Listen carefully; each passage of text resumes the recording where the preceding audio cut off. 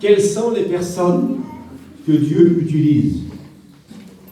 J'ai reçu ça dans mon cœur, j'ai commencé à écrire comme ça, j'ai écrit le message. Et puis, je parlais comme ça dans mon cœur, le Seigneur, mais Dieu utilise tous les chrétiens. Tous ceux qui veulent travailler pour lui, Dieu les utilise. Mais quand je parlais avec le Seigneur en écrivant ce message, il y avait des réflexions qui revenaient. Un message, c'est comme ça. On parle avec le Seigneur et puis on arrête, on attend. On attend une autre parole.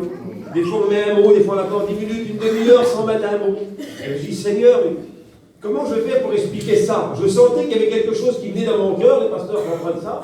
Mais je dis, comment faire après pour l'expliquer aux gens? Parce que nous, des fois, on reçoit, pas toujours évident à le faire comprendre aux autres. Mais je me suis laissé conduire par le Seigneur et puis ça a écrit ce message-là. Quelles sont les personnes que Dieu utilise? Vous savez, j'ai marqué ça. On peut vivre une vie chrétienne sans se poser la question. Est-ce que dans ma vie avec Dieu, dans ma course avec le Seigneur, est-ce que je sens que j'ai une vie, que je sens que je suis utilisé dans ce que je fais? Est-ce que ma vie est réellement utile pour Dieu? Je ne parle pas du salut ce matin. On a tous été à la croix, on a tous été sauvés. Mais après le salut, nous le savons, il y a une marche. Et cette marche ne s'arrêtera pas jusqu'à temps que Jésus viendra chercher son Église. Est-ce que vous êtes d'accord? Et pendant ce temps, il y a des choses à faire pour Dieu. Et je sais que dans notre Église, Seigneur, je ne me plains pas, parce que les pasteurs peuvent le dire aussi, c'est une Église qui marche, hein, c'est une Église qui travaille. Bientôt, il y aura la construction d'Église. Et puis ça, c'est toutes des bonnes choses. Alors je me disais, Seigneur, est-ce que ça correspond bien ce matin, ce mot? Est-ce que ça ne vient pas de moi? Parce que l'Église, moi, je n'ai pas vraiment de jugement à faire à ce niveau-là, au niveau du travail. Vous comprenez? Parce que je pense réellement qu'on a toujours des choses à faire. Mais je pense que l'Église a travail pour Dieu. Comme d'autres églises, j'ai eu l'occasion de visiter pas mal d'églises. Et puis, je vous le dis en passant, je crois que réellement, c'est un signe aussi de la fin, que les églises, réellement, ça se remplit partout. Les gens, ils en ont marre de la vie qui menait, et les gens veulent trouver quelque chose, ils veulent trouver Jésus. Et puis chez nous aussi, c'est comme ça. De plus en plus, dans cet hiver, j'en parlais quand j'étais parti, et puis j'étais fier, c'est-à-dire j'étais fier de mon église. Je parlais, je dis chez nous, là ce matin, il y a des baptêmes, ou dans 2 jours, il se passe ça. J'expliquais dans les autres églises pour motiver, parce que vous savez aussi, le but de notre église à nous, c'est aussi de motiver d'autres églises. Quelle beauté. Lorsqu'on a reçu quelque chose, on ne doit pas le garder simplement là dans un petit tiroir, dans un petit coin, mais on doit aussi motiver d'autres personnes, que ce soit au niveau de la dîme, que ce soit au niveau des jeûnes et prières, que ce soit les réunions de mardi qu'on avait mis en place pour avoir 1 heure de plus. Ben je le dis devant Dieu, comme j'expliquais dans les églises, je sentais qu'il y avait des décisions qui se prenaient dans les cœurs. Parce que ce qu'on a reçu de Dieu, ça ne peut pas rester que pour nous. Il faut qu'on le partage. Est-ce que vous êtes d'accord avec ça?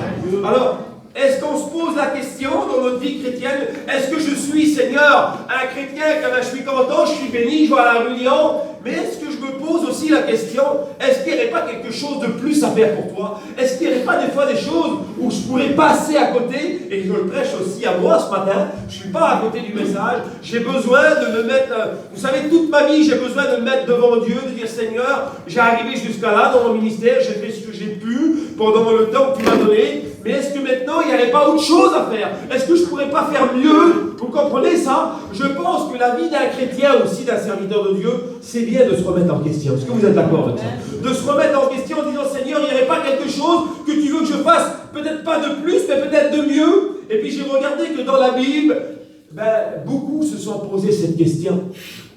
On peut prendre Job. Job dira cette parole avec un point d'interrogation. Il n'a pas la solution, mais il donne la parole.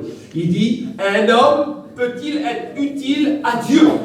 Donc, le message, quand j'ai eu le texte, je me suis dit, Seigneur, c'est bon. Le message vient de toi. C'est pas moi qui ai eu une pensée comme ça. Parce que même dans la Bible, tout au long de la Bible, il y a des hommes et des femmes qui se sont posés la question, est-ce que je suis réellement dans le travail que tu voudrais que je fasse? Est-ce que je suis utile dans le travail? Et puis, je voulais vous lire un texte dans l'épître à Philémon, c'est Paul qui parle, c'est une toute petite épître, il y a simplement une feuille. Au verset 10, il dit ceci, c'est Paul qui dit, « Je te prie pour mon enfant que j'ai engendré dans les chaînes. » C'est-à-dire, il l'a connu dans une prison. « Onésime, qui autrefois t'a été inutile, et qui maintenant, il dit, il est utile à toi et à moi. » Il est question d'un jeune homme qui s'appelle Onésime, qui travaillait pour 100 mètres, et puis que ce garçon a fait des choses qu'elle n'est pas. Et puis il est parti de 100 mètres, et puis il a voulu connaître autre chose. Il est parti dans le monde, si vous préférez. Mais il s'est passé quelque chose. Les plans de Dieu, ils sont merveilleux. Dites amen ce matin. Et il se retrouve, vous savez, il se retrouve où? Dans une prison. On pourrait dire qu'il a eu un vilain parcours, celui-là. Hein? Il était tranquille dans la maison de 100 mètres, et là il part, il se retrouve, il fait des choses qui ne vont pas. Ben, quand on fait des choses qui ne vont pas, automatiquement la loi des hommes nous punit. Mais il se retrouve dans une prison. Mais ce qui se passe, c'est quand il se réveille un matin, il y a quelqu'un qui va entrer dans la prison. Peut-être que lui pouvait dire, j'étais tranquille là, ça va, j'en ai eu assez de misère, j'ai pas besoin de mettre quelqu'un qui va m'embêter. Mais quand il ouvre les yeux, il voit un homme qui est assis sur un bord d'un lit, qui est là, je l'imagine, et puis il a une Bible dans les mains, qui est en train de lire. Et puis cet homme, vous savez qui c'est? Ben ça, c'est simplement l'apôtre Paul. Je ne sais pas si vous imaginez un petit peu. Il se retrouve en prison avec l'apôtre Paul. J'aurais voulu aller en prison juste pour être avec lui, moi. Vous voyez pas? Il se retrouve avec l'apôtre Paul. Mais ce qui se passe, c'est quand on est en contact d'un homme de Dieu comme ça, on ne peut pas rester insensible. Même si on fait le caractère dur, si on fait nos pensées, si on dit je ne veux pas de Dieu. Mais lorsqu'on est au contact de quelqu'un qui est rempli de Dieu, c'est obligé que ça a un impact sur nous. Si vous comprenez ça. Et puis le temps passe, et l'apôtre Paul envoie une lettre à cet homme qui travaillait avec Onésime. Il dit voilà, je te renvoie Onésime. L'autre, il ne devait pas comprendre. Et je suis l'apôtre Paul, comme ça et comme ça. On se connaît bien tous les deux. Et je connaissais aussi Onésime. L'apôtre Paul le connaissait déjà, il connaissait son passé. Il dit maintenant voilà, je te renvoie Onésime, qui autrefois, ça veut dire c'était au passé, autrefois, il était inutile. Il faisait le mal, il faisait des choses qu'elle n'allait pas. Mais il dit maintenant, je te le renvoie comme mon fils, comme une partie de moi-même. Tellement il a découvert Jésus. Alors il dit, il était inutile. Mais maintenant, il te sera utile à toi et à moi. Quelle beauté! Quelqu'un qui était inutile. Et vous savez, dans le monde, nous, pour Dieu, on n'était pas réellement utile. Hein? On ne faisait pas les choses de Dieu, alors on n'était pas utile pour Dieu. Mais un jour, Onésime, il a fait une rencontre. Il a rencontré l'apôtre Paul. Et nous, qui étions utiles dans le monde, on a rencontré Jésus. Dites amen ce matin. Et cette rencontre a changé nos vies. Dieu que c'est beau. La rencontre qu'on a fait un jour a changé totalement nos vies. On n'est plus les mêmes personnes. On a changé carrément de direction. Et puis j'ai marqué ça. Dieu placera tout au long de notre vie des onésimes sur notre chemin. Vous comprenez ça? Nous, on doit être les Pauls pour les onésimes que Dieu va mettre sur notre chemin. Qui sont les onésimes? Ils s'appellent peut-être pas Onésime. Ça peut être ton fils Onésime. Ça peut être ta fille Onésime. Qui a besoin que toi, tu sois un impact pour lui. Ça peut être tes parents. Ça peut être ta famille. Ça peut être tes amis. Ce sont les onésimes que Dieu place tout au long de notre chemin. Parce que comme nous, on a été sortis des chaînes, on a rencontré la lumière, mais maintenant, nous qui sommes dans la lumière, allons-nous laisser les gens dans les ténèbres? Est-ce que ça serait logique de voir quelqu'un dans le noir là-bas et de dire il a qu'à s'en sortir, il ne veut pas de toute façon, ça y est, j'ai déjà été le voir 2 fois, 3 fois, il se débrouille, il fera ce qu'il voudra, moi j'ai été le voir. Le désir d'un chrétien, d'une chrétienne, c'est d'essayer jusqu'à temps que Jésus revienne, d'en sortir, d'en sauver le plus grand nombre. Il dit arrachez-les du feu, arrachez-les du feu. Et puis j'ai été béni, j'ai marqué ça. Mais pour être utile, pour être utilisé, il faut être utilisable. C'est ce que Dieu me donnait dans mon cœur. J'ai dit Seigneur, moi le premier, je veux être utile. Je veux être utile dans le travail que tu me donnes. Je me sens pas à la hauteur, moi. Je ne veux pas faire celui ce matin. Ça y est, j'ai tout accompli, j'ai fait des choses pour Dieu. On a tous fait de travail pour Dieu. Les serviteurs, ils l'ont fait avant moi, les anciens. Mais Seigneur, ce que j'ai fait, je suis content. Je sais bien ce que j'ai fait. Ce que vous avez fait pour Dieu, ce n'était pas du temps perdu. On ne peut pas dire que ça ne sert à rien, on va tout mettre de côté, on a travaillé pour Dieu. Non, ce que vous avez fait, c'était bon, c'était bien. Mais à partir d'aujourd'hui, est-ce qu'il n'y avait pas des fois des choses à se remettre en question? Seigneur, je voudrais être moi aussi un apôtre Paul pour un onésime de ma famille. Mais est-ce que je suis utilisable dans l'état où je suis? Est-ce que ma vie correspond à 100%? Est-ce que lorsque je vais aller leur parler, mon témoignage correspond à 100%? Est-ce que mes paroles vont être acceptées? Vous comprenez ça? Et puis j'ai écouté un témoignage il y a quelques jours. Ça a touché mon cœur, je ne peux pas vous expliquer. J'étais en train de faire un petit travail, et puis j'ai mis mon téléphone, j'ai écouté une prédication. Je regardais si les gars ne me voyaient pas, j'ai dit, ils vont me prendre pour un fou. J'étais rempli de Dieu. en train de faire un travail, ça n'arrive pas. Mais c'est un témoignage vivant. Nicky Cruz, vous connaissez tous le témoignage, le livre, la croix et le poignard, tout le monde a vu le film. C'est un des plus grands ministères pour avoir eu un impact comme ça dans le monde entier, pour avoir sauvé autant d'âmes. Les gars, j'ai dit ça. C'était David Wilkerson il a été dans les bas-fonds de New York, vous connaissez l'histoire, et puis que lui qui était dans les gangs, il s'est converti, il passe partout, il a déjà passé en Normandie, vous l'avez vu pour certains. Mais il explique ça, écoutez bien, il était en train de faire des réunions partout, il n'y a pas longtemps de ça. Ça fait 50 ans qu'il prêche la parole de Dieu. Mais il y a quelques années, il explique ça là. Il était avec un autre pasteur, et c'est l'autre pasteur qui explique ça.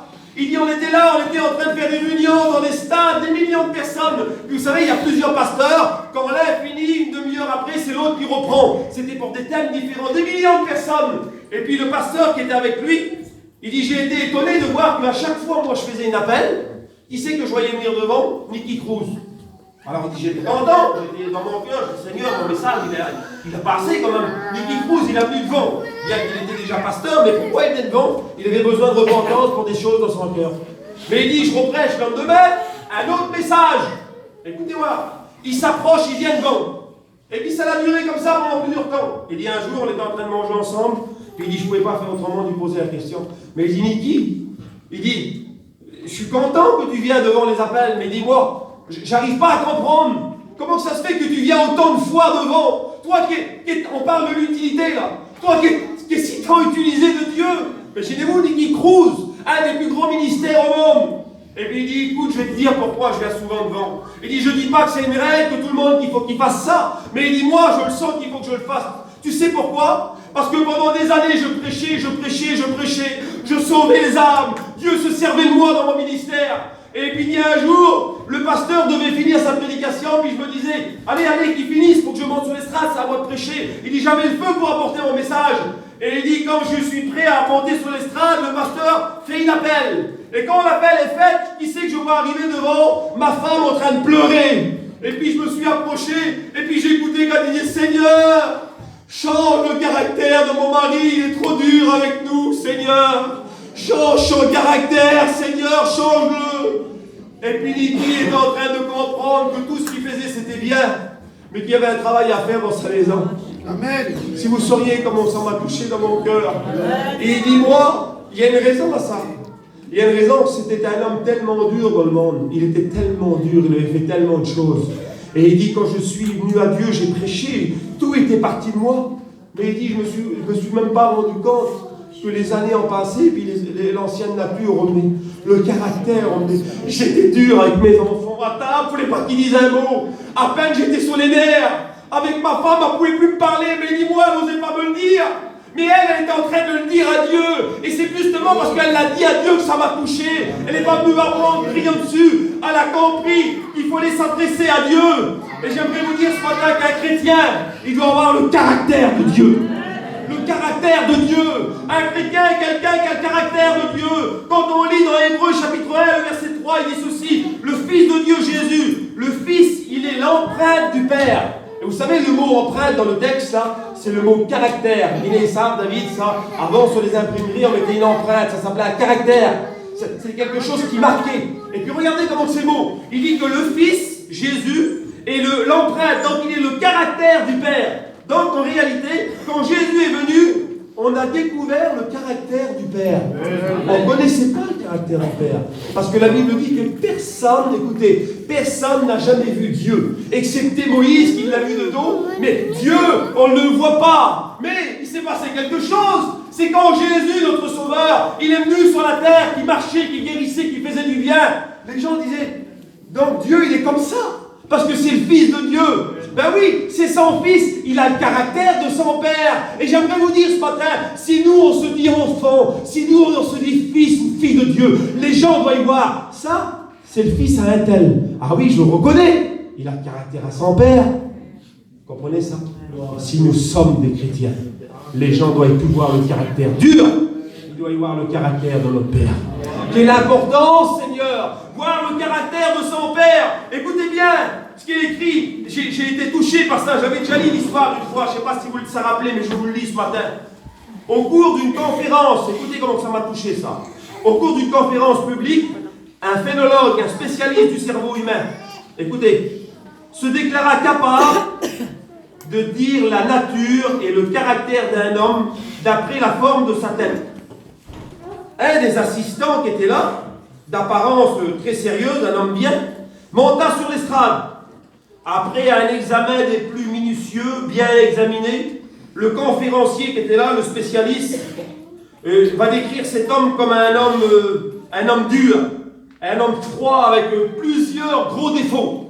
C'était l'appareil qui pouvait décrire les traits du cerveau et il pouvait décrire exactement comment la personne a été, si c'était une personne qui était gentille, qui avait de la sagesse ou quelqu'un qui était dur. Et puis cet homme-là monte sur l'estrade, il paraît bien. Tout le monde dit, c'est un homme bien, c'est un homme sérieux ça. Mais là, il le décrit avec plein de défauts. C'était sur une estrade, les gens étaient en bas. Écoutez bien. Les auditeurs se mirent à rire. Pourquoi? Car chacun connaissait comment cet homme était généreux et aimable. Donc, on va vite accuser bien vite cet homme d'être un charlatan, se vantant de connaissances qu'il ne possédait pas en réalité. Et puis cet homme était toujours là sur l'estrade. Et puis lui avait déclaré que cet homme était un homme qui avait plein de défauts de caractère, qui était dur, qui n'était pas bon. Et puis les gens rigolaient, ils disaient, c'est trempé l'appareil, il ne marche pas. Regardez. Et cet homme va répondre, lui qui est sur l'estrade. Mais l'homme se retourna vers l'auditoire et dit, mes amis, le conférencier, cet homme, ce spécialiste a raison. Comment? Vous venez d'entendre de sa bouche la description de tous mes défauts, tous les traits de mon ancien caractère, avant que Jésus ne vienne transformer ma vie. Amen. J'étais comme ça, je vivais comme ça. Le cerveau n'a pas bougé, les traits n'ont pas bougé, mais Dieu n'a pas travaillé là. Il a travaillé là. Est-ce que vous comprenez? Et tant que Jésus travaillera que là, on aura raison. Ça sera nous qui aura raison. On fera bien, on fera comme ça, on ira là-bas. Mais il va attendre dans une vie chrétienne où il faut s'arrêter et dire, Seigneur, j'ai pas honte de m'avoir trompé. Nicky Cruz, un ministère international, vient chaque semaine, chaque réunion devant, parce qu'il comprend qu'il a besoin de se remettre en question. Il comprend. Je ne suis pas Nicky Cruz, moi. Ce matin, j'aurais besoin de me mettre devant. J'aurais besoin de dire, Seigneur, mon caractère a besoin de changer. Ma façon de voir a besoin de changer. Il y a des choses. Pourquoi? Parce que si quelqu'un est en Christ, il est une nouvelle créature. Et les choses anciennes sont passées. Vous comprenez ça? Les choses anciennes sont passées. Malachie 3,18, vous verrez la différence entre celui qui sert Dieu et celui qui ne sert pas. Amen. Si on n'est pas capable de voir la différence, c'est qu'il y a un problème. Vous comprenez? On ne parle pas de la réunion. Ici, on est tous pareils. Mais quand on sort de la réunion, quand quelqu'un nous a dit quelque chose, quand la chose ne marche pas comme on veut, comme il expliquait Rocky tout à l'heure, quand des fois... Quelle attitude dans nous? Les onésimes qu'ils attendent autour de nous, vous comprenez? Les gens autour de nous qu'ils attendent. Nous sommes ceux qui vont avoir le mot pour eux. Mais le mot, s'il n'est pas accompagné de la vie, ne marchera pas. Vous comprenez? Si le mot, avec le caractère, on fait toujours surface, c'est qu'il y a un problème. C'est qu'il y a quelque chose qui n'a pas été réparé. C'est qu'il y a quelque chose qui a une belle façade extérieure, mais il y a quelque chose dans le cœur qui n'a pas changé. Ayez en vous les sentiments qui étaient en Jésus, le caractère de Jésus. C'est Dieu qui produit en nous le vouloir et le faire. Vous savez, Dieu ne cherche pas des personnes parfaites ou capables d'accomplir de grandes choses. Je ne vous parle pas ici d'hommes parfaits, de femmes parfaites, vous n'en trouverez pas. Il n'y en a pas. Un jour, il y avait un homme, je pense à ça, il disait, moi je ne vais plus à la réunion. Pourquoi? Il disait l'autre. Les églises dégagées. Il disait, parce que moi je veux que l'église elle est parfaite, je ne peux plus voir que l'autre il fait ça, l'autre il fait ça, l'autre il fait ça. Et l'autre il dit, ah bon? Alors il dit, je vais te donner un conseil, si tu trouves l'église parfaite, surtout, il ne faut pas que tu ailles. L'autre dit, ben si, je vais. Ben non, il dit, parce qu'elle sera plus parfaite si tu y vas. Vous comprenez? Parce que lui aussi il n'est pas parfait. Le parfait n'existe pas. Mais il y a quelque chose que j'aimerais vous dire ce matin. Il est dit dans le psaume 51, verset 8. Dieu, ce qu'il veut, c'est un homme vrai. Amen. Tu veux que la vérité soit au fond du cœur. Voilà ce que Dieu veut. Si dans mon foyer, si dans mon entourage, si là où je vais, que ça soit faire une tournée d'église ou dans ma camping ou là sur la place où on est, si je n'ai pas la même vie qu'à la réunion, il y a un problème. Vous comprenez ça? Je ne parle pas d'avoir une colère. Je ne parle pas de dire un mot. Vous comprenez ça de toute façon. Mais je parle d'une vie de Dieu. S'il n'y a pas cette vie-là, un homme disait un jour, je ne sais pas si je vais me rappeler, mais il disait si ce que nous prêchons n'apporte, comment c'est déjà le mot, n'apporte pas la vie, Il faut avoir, enfin j'ai vu là la parole, mais il expliquait que nos mots n'auront pas de valeur si on n'a pas la vie qui va avec. Et ça m'avait touché terrible. Ça m'avait touché terrible, j'ai dit Seigneur, quelle vérité. Et vous savez, le caractère souvent refait surface. J'écoutais l'autre jour ce qu'il expliquait, Starkey, ça m'a touché. Il expliquait qu'il a eu pendant le mois là qui est passé des petites choses qui auraient pu dégénérer, on va dire comme ça, c'est lui qui l'expliquait. Et puis lui, c'était vraiment son problème, hein. Le caractère, il était là. Il dit j'arrivais à faire face. Et Seigneur, ça m'a béni. Je pense à lui, j'ai donné un message. C'est sûr que Starkey, t'as pas fini. Je te le dis tout de suite, je ne veux pas te décourager, mais t'as pas fini. C'est jusqu'à temps qu'il revienne. Mais pour lui, vous savez, c'est peut-être son caractère qu'il avait parce qu'il était un peu coléreux, et comme ça. Mais pour d'autres, c'est peut-être pas la bagarre. Hein. Il n'y a pas que ceux qui se battent pas qui sont bien. Vous savez, le caractère a plein de facettes différentes. Il peut avoir plein de choses. L'autre, il dit, je me bats pas, moi. Tu te bats pas, mais tu en as plein derrière les oreilles. Et puis tu n'attends plus de dire la parole à la personne parce que ça reste dans toi, ça boue dans toi. Tu ne l'as pas. Jésus l'a dit, avant que le soleil se couche, avant que tu t'endors, il faut que tu te mettes d'accord avec celui que tu as quelque chose contre lui. Tu n'as pas le courage peut-être d'aller te battre, toi. Tu n'as pas le courage d'aller affronter. Mais dans le cœur, il y a des choses encore pires. C'est beaucoup plus grave qu'une bataille, des fois. Des choses qui restent dans le cœur et qui ne sont pas encore été pardonnées, qui n'ont pas encore été purifiées par le sang de Jésus. Alors, ce matin, je voudrais vous donner une parole d'encouragement. C'est lui qui met en nous le vouloir et le faire. Et sommes-nous capables de venir devant Dieu avec nos défauts, de venir tels que nous sommes? Dieu dit, j'ai choisi Bezalel. Qui c'était Bezalel? C'était pour construire le temple de Salomon. Il y avait un travail monumental, et nous on parle de l'église, c'était un petit château de cartes par rapport au temple de Salomon. Alors croyez-moi qu'il fallait de la main-d'œuvre. Hein. Et puis Dieu dit, j'ai choisi un homme qui s'appelle Bezalel. Ah, si Dieu choisit, imaginez-vous, qui c'est qui va choisir un homme qui fait tout, qui a la capacité de faire tout? Ça serait logique, c'est Dieu en plus qui choisit. Ben détrempez-vous. Dieu choisit quelqu'un qui ne sait pas. C'est possible, Seigneur. Dieu dit, j'ai choisi, écoutez, parce qu'il n'a pas regardé à la capacité humaine. Nous on dit des fois, ah lui, quel homme, c'est lui, ah si on a lui, la salle alimentée, ou l'été, le chapiteau, les réparer, ou... Vous voyez ce que je veux dire? Non, on regarde nos capacités. Il faut que, bien sûr que Dieu va servir de nos capacités. Si je sais faire la chose, moi, il va servir de moi, puis Dieu servira d'un autre pour une autre tâche. Mais Dieu en priorité, c'est pas la tâche que nous allons accomplir qui intéresse. C'est le cœur avec lequel nous allons faire l'ouvrage. Est-ce que vous comprenez? Il dit, j'ai choisi Bezalel. Pourquoi? Il dit, je l'ai rempli d'esprit. Ah, voilà. C'est ça que Dieu cherche. Il cherchait un homme rempli d'esprit, une femme remplie d'esprit. Et il dit, une fois que je les ai remplis, après il dit, je les ai rendus capables. Ah, ça veut dire qu'ils n'étaient même pas capables en plus. Non, tu crois que tu ne pourras jamais travailler dans l'œuvre que Dieu te met à cœur. Ne tracasse pas pour le faire parfaitement. Tracasse-toi pour être rempli d'esprit. Si tu es rempli d'esprit, déjà ça va aller, vous savez pourquoi? Parce que tu vas travailler avec l'autre, mais l'autre il a du mal à faire la chose là-bas. Puis tu dis, ah, Seigneur, il ne sait pas le faire, je vais le faire moi. Mais si tu es rempli d'esprit, tu vas dire, Seigneur, je vais le laisser faire un petit peu, même s'il fait moins bien. Je vais l'encourager.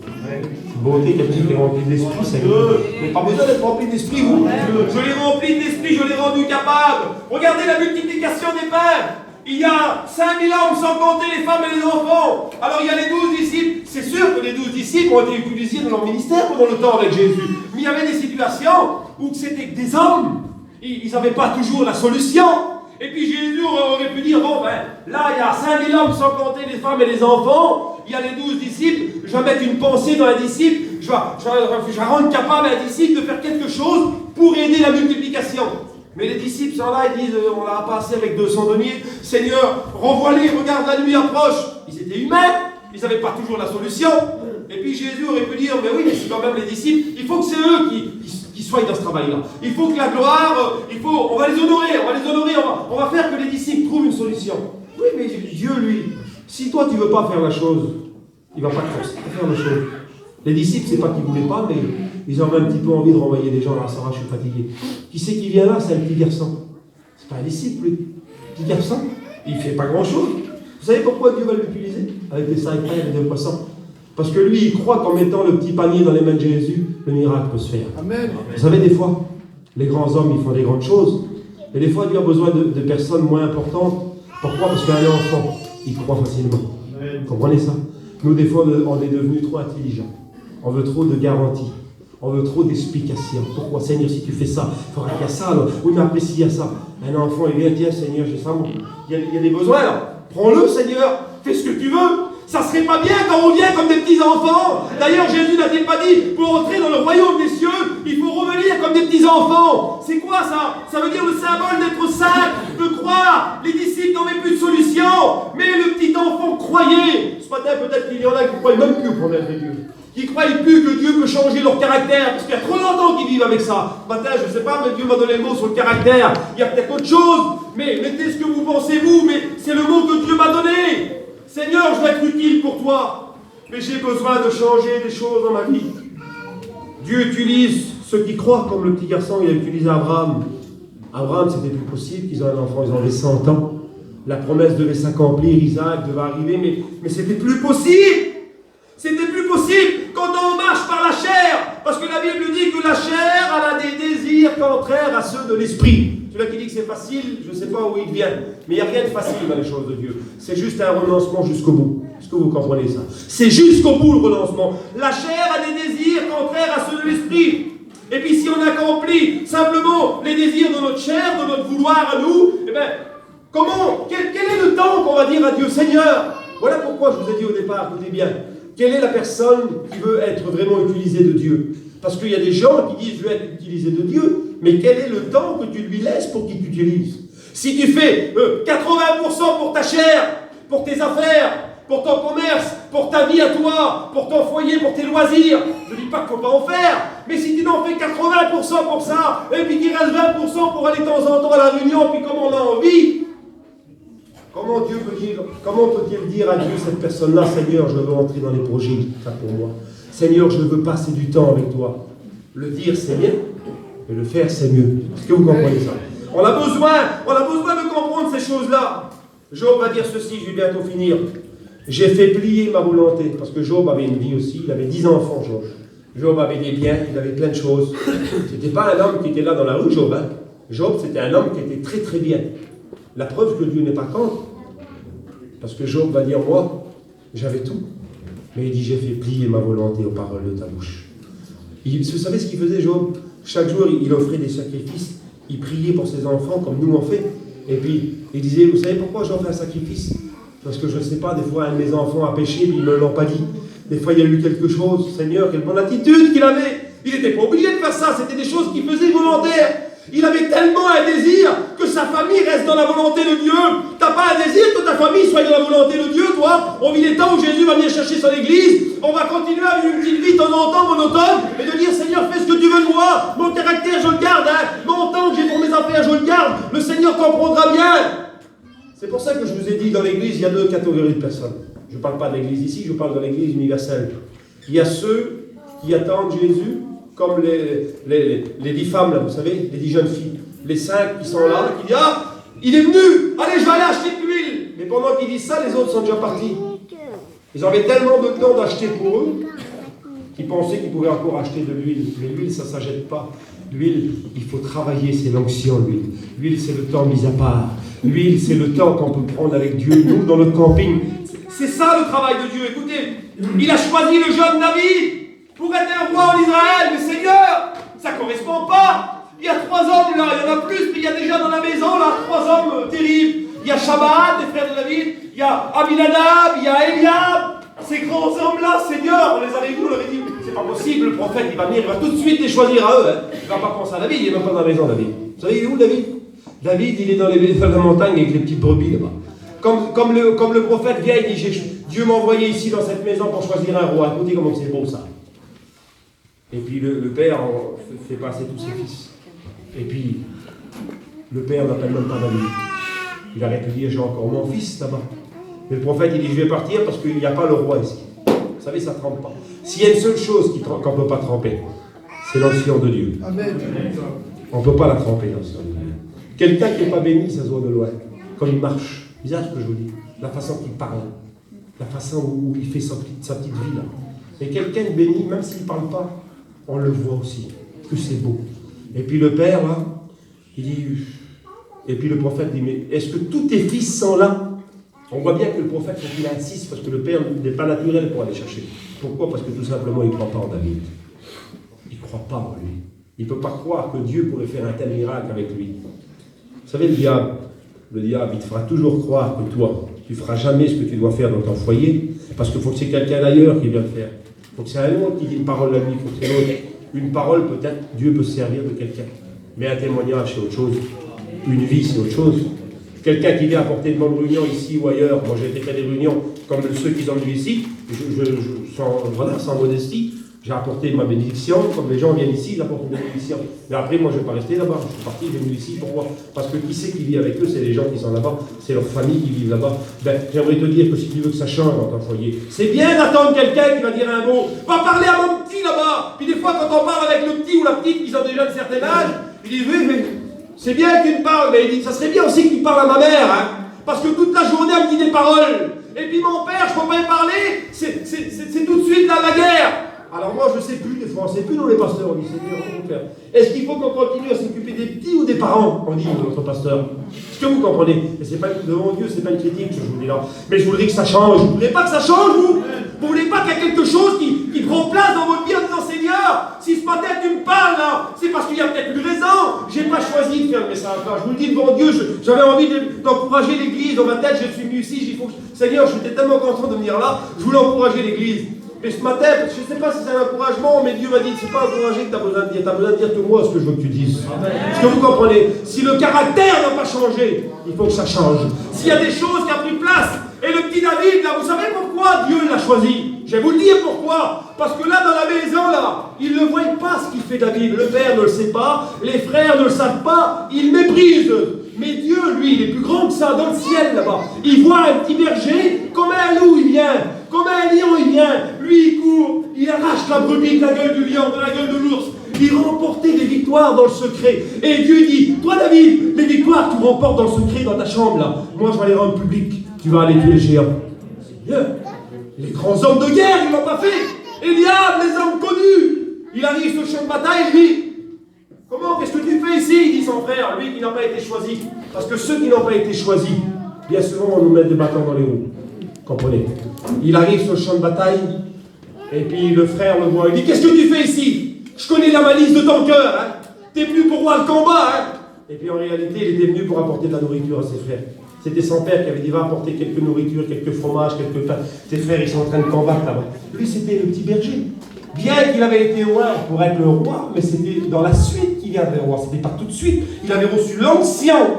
Mais l'onction, ça promet. Je vous le dis. Quand quelqu'un reçoit l'onction, ça veut dire qu'il va recevoir quelque chose de grand. Et quand il arrive sur le champ de bataille, écoutez bien, il arrive là, lui. Et puis Eliab, en train de faire la misère, il l'humilie. Il dit, je connais la malice de ton cœur, t'es plutôt pas le combat. En un mot, il l'insulte de tous les noms. Mais qu'est-ce qu'il avait dû faire, David? Il avait dû dire, hé, Eliab, tu sais que j'ai reçu l'onction, bientôt c'est moi le roi. Toi, je t'enlève de ta place. Il a eu la légitimité de le faire. Mais quand on est rempli de l'onction, on comprend que notre ennemi, c'est pas mon mari, ma femme, mes enfants, mon frère, c'est le diable. Est-ce que vous comprenez ça? Qu'est-ce qu'il fait, lui? Il se retourne là-bas vers Goliath. Et il dit, toi, je vais te couper la tête. Seigneur. Eliab ne comprend même pas. Il avait cru qu'il avait répondu. Et c'est ce qu'il a fait. Il n'a pas eu le temps de se battre avec son frère. Il avait un ennemi à combattre. La Bible dit